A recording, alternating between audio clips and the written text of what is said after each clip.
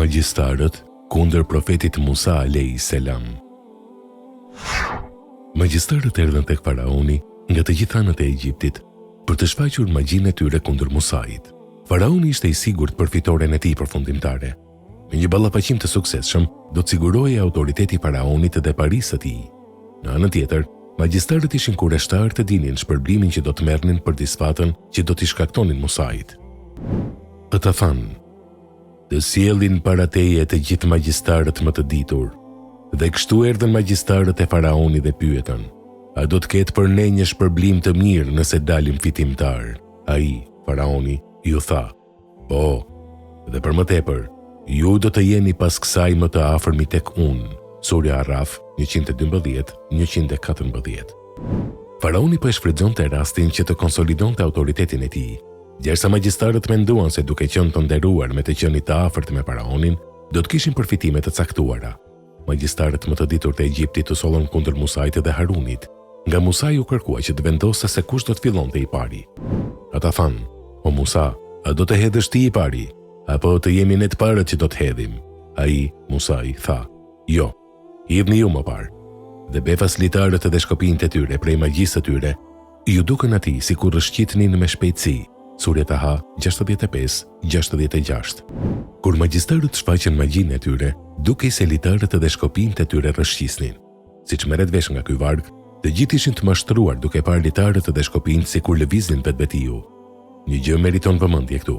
Në vargun e mësipër ndeshim shprehjen "ju dukën sikur rëshqitnin me shpejtësi". Ky formulim tregon se ato në të vërtetë nuk lëviznin, por kështu i parapërfytyrohej publikut. Në një varg tjetër, natyra iluzore e kësaj ngjarje shpjegohet në këtë mënyrë. Ai, Musa, ju tha: "Hidhni ju të parët." Kështu, kur ata hodhën magjinë e tyre, ata i magjepsën sytë e tyre, duke u futur të merrin atyre. Ata vërtet paraqitën një magji marramense. Surja Araf 116. Me iluzionet e tyre, magjistarët e faraonit përfituan publikun. Ata ngritën pushtetin e tij me magjitë që i shfaqën, gjë që ata e bën kinse me fuqinë e faraonit. Faraoni nga ana e tij ju ofroi përfitime financiare. Shkurtimisht, marrëdhënia e tyre ishte e dobishme për të dy anët. Në përballjen e tyre me Musain, magjistarët ishin plotësisht të vetëdijshëm se faraoni nuk posedonte kurrë fuqie hynore. Megjithatë, vetëm nga dëshira që të jenë pranë për t'i gëzuar përfitimet që do të dilnin nga kjo, ata hodhën shkopinjtë e tyre.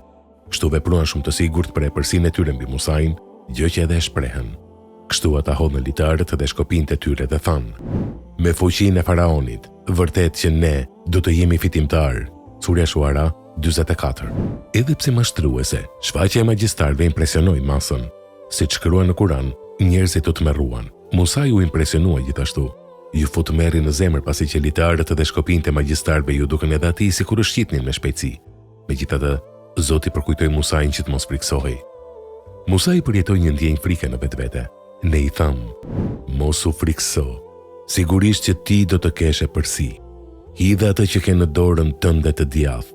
Ai do të përpijë të bërat e tyre.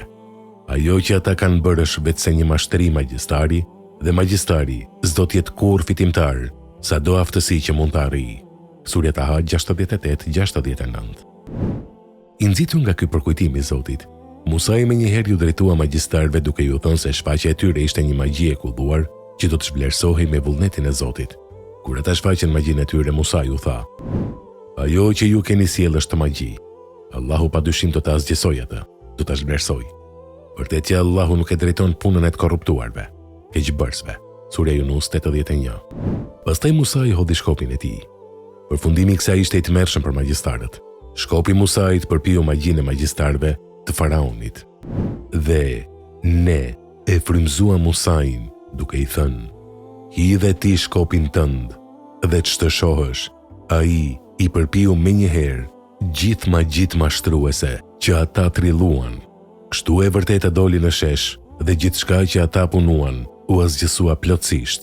Në këtë mënyrë, ata u thyen atje dhe u kthyen të turpëruar, e tepër të poshtëruar. Surja Araf 117-119. Ndryshe nga mashtrimet iluzore të magjistarëve, Musa i bëri një mrekulli të vërtet me shkopin e tij. Magjistarët kishin thurur komplot kundër Musait. Megjithatë, Allahu thursi më i miri komploteve ndihmoi Musain me një plan që plotësisht zhvlerësoi mashtrimet e tyre. Kështu, komplotet e magjistarëve, vetëse punuan në dëm të tyre. I pajisur me fuqi të mbinatyrshme nga Zoti, Shkopi bëri një mrekulli të vërtet, si thjedhoi, ndryshe nga se është pritur, Musa i mposhti magjistarët. Kështu, të gjithë ishin dëshmitar se premtimi i Zotit ishte i vërtet. Zoti nuk e la Musain vetëm dhe me anë të kësaj mrekullie e bëri atë fitimtar mbi një prej sistemeve më të fuqishme të kohës së tij. Rezultati i ballafaqimit ishte krejtësisht i papritur për faraonin, për magjistarët si dhe për shikuesit. Magjistarët që ishin aq të sigurt dhe kryelartë për superioritetin e tyre, ishin mundur. Për më tepër, kjo humbje e plot ndodhi mu para syve të popullit të Egjiptit. Efekti i humbjes ishte madje edhe më i madh për magjistarët. Shfaqja e tyre, e cila ishte thjesht një iluzion, ata e dinin shumë mirë që s'ishte e vërtet. Ata kishin sajuar mashtrime për të mashtruar njerëzit, për të besuar se sistemi i tyre, dhe si rrjedhoi sistemi i faraonit, kishte fuqi hynore. Megjithatë, mrekullitë e Musait paraqitnin diçka tjetër. Ata kuptuan se shkathësia e tij nuk ishte as iluzion dhe as dredhi magjistari. Shkopi i Musait në fakt ishte gëlltitur dredhit e tyre. Magjistarët prandaj kuptuan se kjo ishte një mrekulli e vërtet dhe shenjë e ekzistencës së Zotit, dhe një dëshmi e përkrajjes së Musait nga Zoti. Për këtë arsye, ata përqafuan besimin. Dhe magjistarët ranë në sejdë. Ata thanë: "Ne besojmë në Zotin e gjithësisë, Aleminit, Zotin e Musait dhe të Harunit." Surja Araf 120-122.